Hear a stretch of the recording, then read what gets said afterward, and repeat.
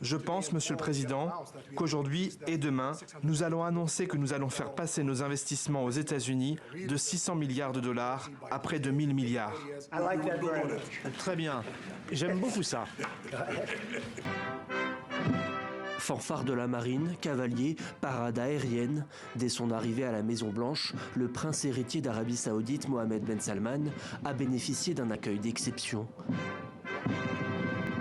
Symbole d'un changement d'époque, celui que la CIA pointait en 2018 comme le commanditaire de l'assassinat du journaliste Jamal Khashoggi est désormais un allié incontournable de Washington. Et lorsque le sujet est évoqué par une journaliste, c'est le président américain lui-même qui vole à son secours. Vous mentionnez quelqu'un qui était extrêmement controversé.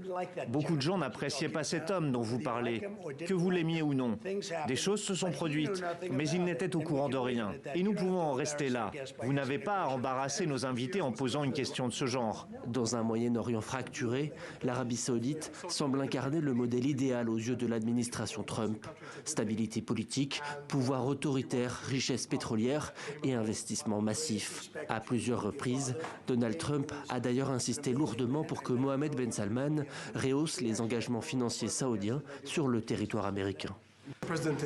Je pense, Monsieur le Président, qu'aujourd'hui et demain, nous allons annoncer que nous allons faire passer nos investissements aux États-Unis de 600 milliards de dollars à près de 1000 milliards. Très bien. J'aime beaucoup ça. Mais Mohammed Ben Salman n'est pas venu à Washington uniquement pour dévoiler de nouveaux investissements. Dans le cadre d'un vaste accord stratégique de défense, Donald Trump a confirmé son intention de fournir à Riyad des avions de chasse F-35. La journée s'est terminée par un dîner très médiatisé avec plusieurs invités de marque dont Cristiano Ronaldo, figure emblématique du soft power saoudien. Une manière de sceller définitivement cette nouvelle alliance entre le Royaume et les États-Unis.